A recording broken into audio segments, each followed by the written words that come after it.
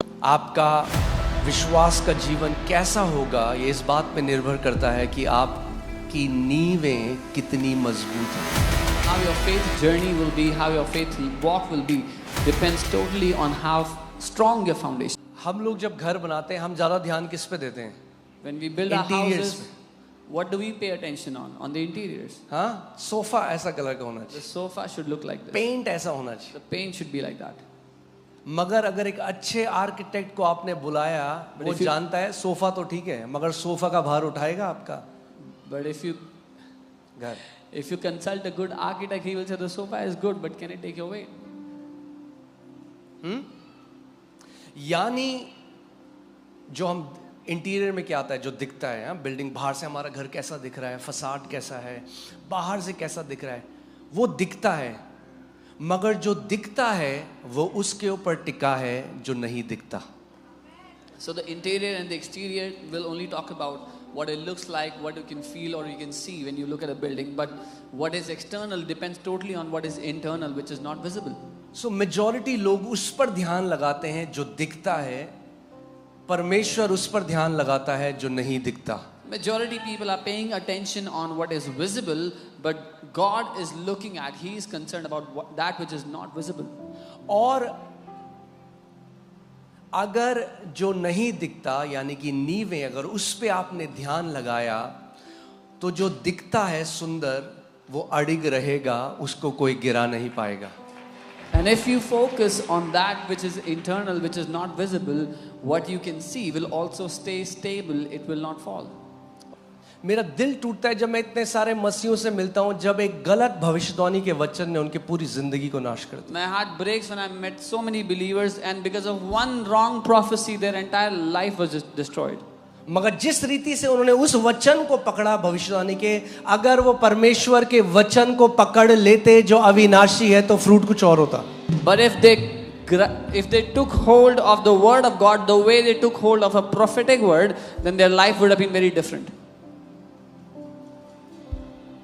Okay, so लगाओ Hebrews 4:12, इब्रानी 4:12। मैं आपको आज कुछ दिखाना चाहता हूं। बोलो, मैं एक आत्मा हूं, मेरे पास प्राण है और मैं एक शरीर में रहता हूं। आप जो हो ना, जो आप हो, आपका स्वभाव, आपका व्यक्तित्व, आपका चरित्र, आपका उठना बैठना, आपका बर्ताव, वो सब आपका सोल है, आपका शरीर नहीं है, सोल है। Your nature, your personality, your behavior, all of that is your soul. अगर आज की भाषा में कहूं तो सॉफ्टवेयर है आपका। Or in today's language, your software. वो सॉफ्टवेयर है आपका, बॉडी आपका हार्डवेयर है। Body is your hardware. Okay, so आप जो हो, आपकी पर्सनैलिटी, वो आपका शरीर नहीं है। शरीर के अंदर जो सॉफ्टवेयर रन कर रहा है वो वैसा है। तो आपका सोल जो है ना, प्राण, जिसको हम प्राण बोलते हैं, उस प्राण में आपका व्यक्तित्व, आपका जो अच्छा लगता है नहीं लगता, आपका चरित्र, वो सब कुछ आपके प्राण में है। So in your body is your soul, which is the software behind your personality, your likes, dislikes, behavior, everything. और आपकी आत्मा का तो उद्धार हो चुका है जब आपने मसीह को ग्रहण किया, मगर आपके प्राण का उद्धार नहीं हुआ अभी भी। And your spirit was saved when you received Christ, but your soul has not yet been saved.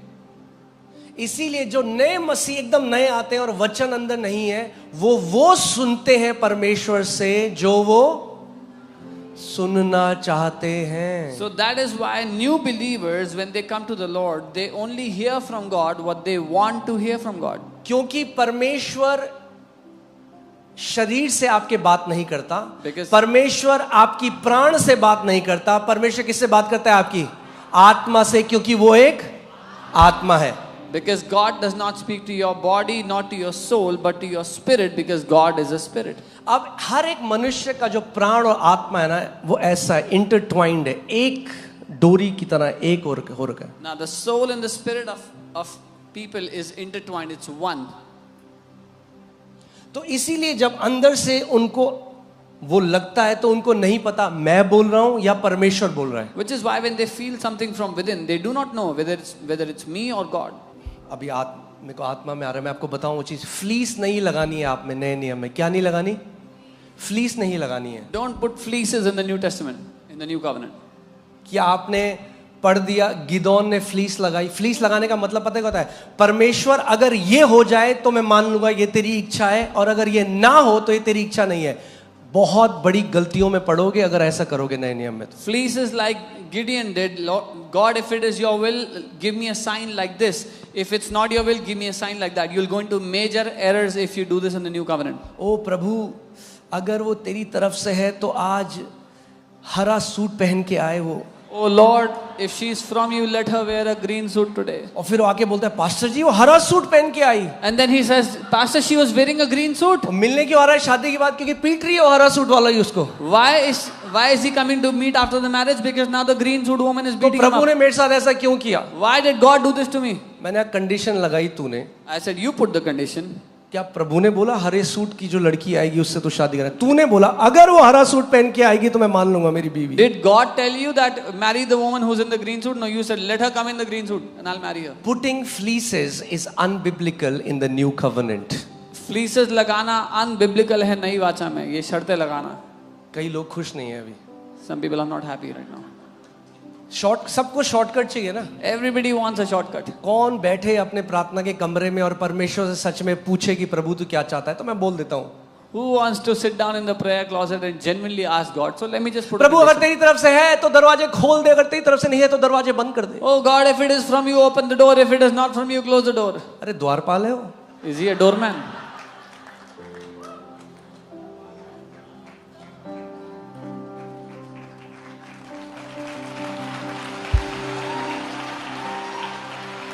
बैठो उसकी उपस्थिति में। Sit in his presence.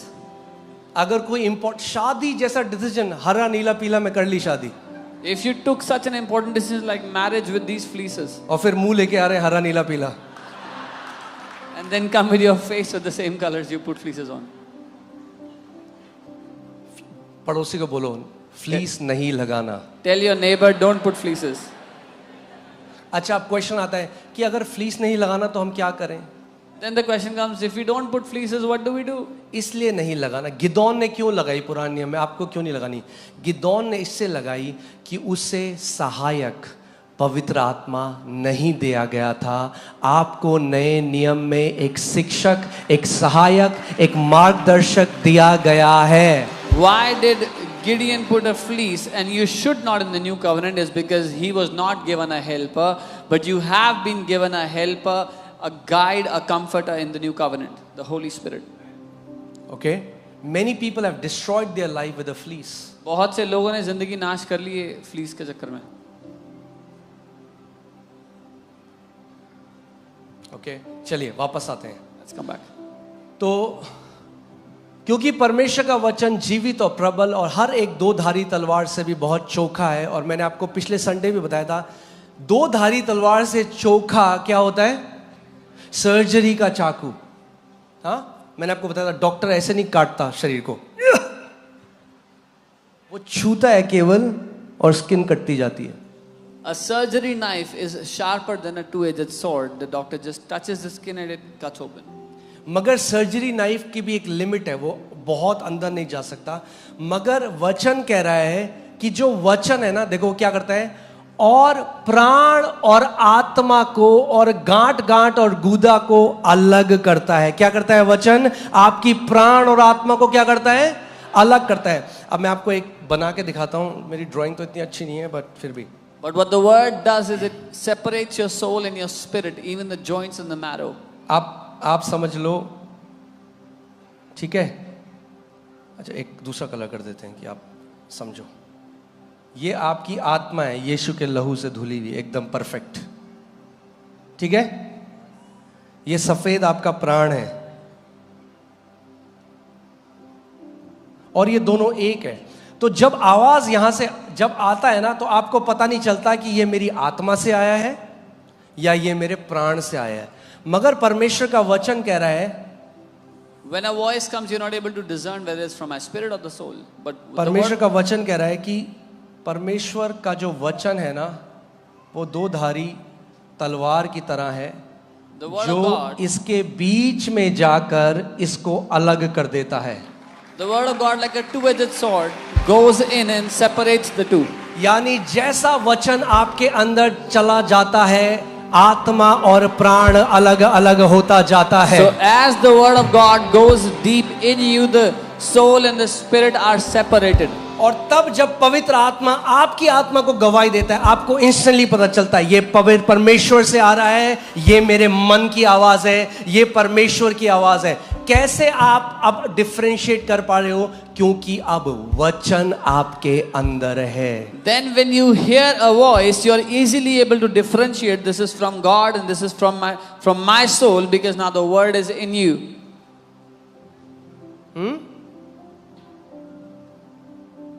कोई आपके सामने रशियन बोले, If somebody speaks Russian, in समझ में front of आएगी? you, will you understand?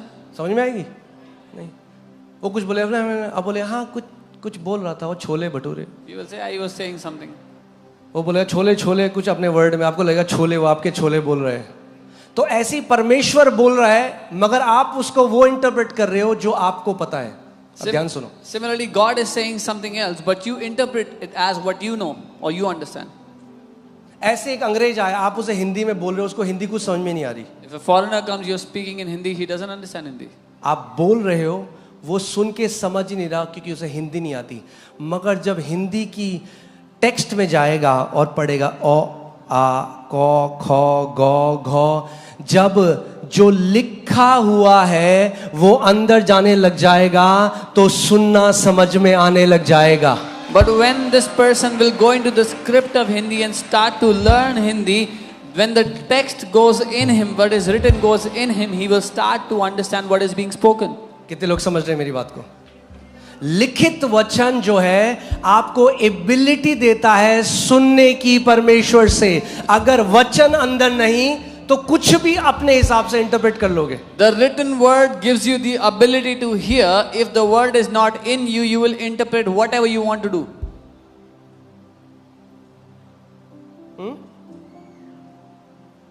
आप एक दर्शन हो सकता है, जेन्युइन दर्शन परमेश्वर ने आपको दिया, genuine Darshan, It could be a मगर आप genuine उसका vision. बहुत बैड इंटरप्रिटेशन लेकर बाहर आए। It could be a genuine vision that God has given you, but you will take a very wrong interpretation out of it. मैं आपको अपने जीवन से बताता हूँ ये कैसे हुआ। I'll tell you from my life what मुझे happened. बहुत एक्सट्रीम वो जो मेंटल वो जो नर्व डिसऑर्डर था उसका दर्द होता था। I used to have very extreme nerve disorder pain. और मैंने एक दर्शन देखा, मैं उपवास प्रार्थना कर रहा था, मैंने दर्शन में देखा कि पवित्र आत्मा ने मुझे फोकस किया कि यीशु मसीह क्रूस में है और वो जो कांटों का ताज है वो उसके साइड से आंख के बगल से वो कांटा निकल के उसकी आंख को छूता हुआ बाहर आ रहा है। And I saw in a vision that Jesus was on the cross and the thorn on his head was piercing his eye. जैसे ही मैं उस दर्शन को देख रहा हूँ, मेरे मन से क्या आवाज आई? तेरा दर्द कुछ भी नहीं है यीशु के आगे। When I saw that vision, my heart said, "Your pain is nothing compared to Jesus." सही बात है कि नहीं है? अभी आगे भी सुनो। But here, तो ये किसने बोला? Who said मुझे this? क्या लगा कि ये किसने बोला? what did I पवित्र think? आत्मा ने। I thought Holy Spirit is saying कि this. क्या तू दर्द कर रहा है? देख यीशु का दर्द कितना है तेरे सामने, तेरा दर्द कुछ भी नहीं है। What are you talking about pain? Look at the pain of Jesus. Your pain is nothing before his. मैंने हाँ जी मेरा दर्द तो कुछ भी नहीं। I said, yeah, my pain is nothing, Lord. एक साल के बाद After 1 year, मैं बैठा हुआ था, I was sitting. अचानक पवित्र आत्मा ने मुझसे बोला, बेटा Suddenly the Holy Spirit said, तूने son, पूरा मिस इंटरप्रेट किया वो दर्शन जो मैंने तुझे दिया था। son, you completely misinterpreted the vision that I gave you. मैंने कहा प्रभु कौन सा दर्शन? I said, तब Lord, प्रभु ने मुझे याद दिलाया। which vision? The Lord reminded me. मेरा इंटरप्रिटेशन क्या आया? तेरा दर्द कुछ भी नहीं यीशु के आगे। My interpretation was your pain is nothing before पवित्र Jesus. आत्मा ने कहा मैं तुझे ये बताना चाहता था क्योंकि यीशु ने तेरे लिए वो दर्द सहा, तुझे ये दर्द सहने की जरूरत नहीं है। The Holy Spirit said, I was trying to tell you because Jesus suffered that pain on your behalf. You don't have to suffer this pain in your life. Same दर्शन, ईस्ट और west interpretation. Same vision but completely opposite अब interpretation. Question ये आएगा कि एक साल तक पवित्र आत्मा ने वेट क्यों किया? But the question is, why did the Holy Spirit wait till 1 year? उस एक साल में मैं यीशु की पहचान में बढ़ा वचन के द्वारा। Because in that 1 year, I grew in the identity of Jesus by the word of God. यीशु ने चेलों को कहा मैं तुम्हें बहुत बातें बताना चाहता हूं मगर अभी तुम उनको नहीं समझ सकते, Jesus- मगर जब वो सत्य का आत्मा आएगा तब तुम्हें सब सत्य बताएगा। Jesus said to the disciples, I want to tell you many things, but I cannot. But when the Spirit of truth comes, He will tell you all truth. मेरे पीछे बोलो, वचन से भरे हुए और आत्मा से भरे हुए। So we are filled with the word and we are filled with the Spirit. जितना वचन अंदर जाएगा उतना जड़ पकड़ते जाओगे, The more the word, जितना आत्मा में बढ़ोगे उतना ऊपर जाते रहोगे। the more the word goes in you, the more you will be deep rooted. The more the spirit, the more you will climb high. उस पेड़ की तरह बन जाओगे जो ऊपर जाता जा रहा है और जिसकी जड़ें नीचे जाती जा रही हैं। You'll be like that tree that is rising up, climbing higher and higher, and its